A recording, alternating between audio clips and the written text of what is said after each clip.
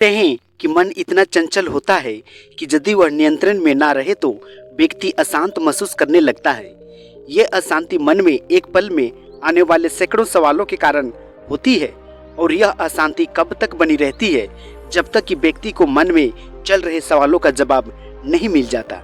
ऐसे में तो यही लगता है कि मन को शांत रखना बेहद जरूरी है, लेकिन सवाल यह भी उठता है कि आखिर हम मन को शांत कैसे कर सकते हैं। गौतम बुद्ध के मुताबिक मन को शांत करने के लिए उसे समझना बहुत जरूरी है। जी हाँ मित्रों, आज का प्यारा सा वीडियो जो आपको सिखा कर जाएगी, साथ ही ढेर सारा ज्ञान आपको देने वाली है। जी हाँ मित्रों, बुद्धा विजुअलाइजिंग यूट्यूब चैनल में आपको दिल से स्वागत करता है। मित्रों, अगर वीडियो पसंद लगे तो चैनल को सब्सक्राइब कर दीजिएगा। जी हाँ मित्रों, आइए इसे एक कहानी के माध्यम से समझने का प्रयास करेंगे। एक बार एक व्यक्ति गौतम बुद्ध के पास गया और पूछा कि मन को नियंत्रित करने का पहला चरण क्या है। बुद्ध कहते हैं, अपने मन को समझने का ही पहला चरण है। इसके द्वारा दिए गए लालच की व्यर्थता को देखना समझना।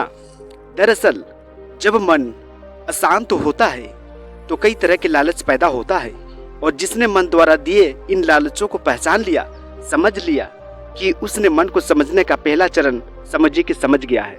फिर व्यक्ति बुद्ध से पूछता है कि लेकिन हम यह कैसे पता चलेगा हमारा मन हमें लालच दे रहा है और वह लालच बेकार है। इसका जवाब देते हुए बुद्ध कहते हैं, अनुभव से।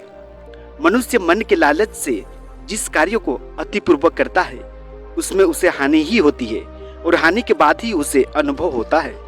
जैसे जिसने रियल में यह देख लिया कि नशा करना केवल दुख है, वह नशा मुक्त होना शुरू कर देगा। वहीं जिसने जान लिया कि ईर्ष्या से खुद का नाश होता है, वह ईर्ष्या से स्वतंत्र हो जाएगा। मन को समझने का यही पहला चरण है। जी हाँ मित्रों, व्यक्ति फिर बुद्ध से पूछता है, यदि व्यक्ति पहले चरण से यह जान जाता है कि मन द्वारा दिए लालचों के कारण दुखी है, तो फिर दूसरा चरण क्या है। तब बुद्ध कहते हैं, खोज पर निकलना। दूसरे चरण के लिए ऐसे व्यक्ति की खोज पर निकलना होगा जो पहले ही अपने मन को जानकर इससे पूरी तरह स्वतंत्र हो चुका होगा। दरअसल एक ऐसा ही व्यक्ति तुम्हारा मार्गदर्शन भी करा सकेगा। जी हाँ, व्यक्ति कहता है, लेकिन ऐसे व्यक्ति की पहचान हम कैसे करेंगे। बुद्ध कहते हैं, यही तीसरा चरण है, सुनना ही अपने मन को समझने का तीसरा चरण है। व्यक्ति कहता है, क्या इसे देखकर पता नहीं किया जा सकता।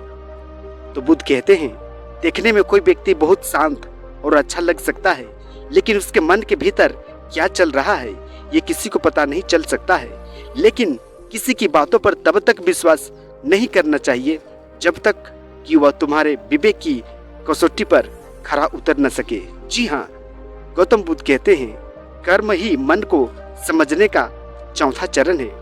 खुद को जानने के लिए सही दिशा में कर्म करना जरूरी है, लेकिन कर्म करते हुए व्यक्ति हर बार दो ही गलतियां करता है। पहली गलती यह कि शुरुआत ही नहीं करना, और तो दूसरी गलती यह कि पूरा रास्ता तय न करना। इन दोनों ही गलतियों के पीछे हमारा मन होता है। जी हाँ, व्यक्ति अपने कर्म को पूरा इसलिए नहीं कर पाता क्योंकि वह सोचता है कि मैं कल से शुरुआत करूंगा, तो कोई यह सोचता है कि मैं असफल हो जाऊंगा। इन गलतियों की मुख्य वजह है जागरूकता की कमी। इसके बिना मन व्यक्ति को सही दिशा में चलने नहीं देता। फिर गौतम बुद्ध कहते हैं, मन को जानने और समझने का पांचवा चरण कौन सा है। तो गौतम बुद्ध कहते हैं, जागरूकता। इसलिए हर कार्य को जागरूकता के साथ करें। बिना जागरूकता के साथ किया गया कार्य या फिर जिया गया क्षण मृत्यु के समान होता है। व्यक्ति बुद्ध से पूछता है, अपने जागरूकता के स्तर को कैसे बढ़ाया जा सकता है। बुद्ध ने जवाब दिया, ध्यान से।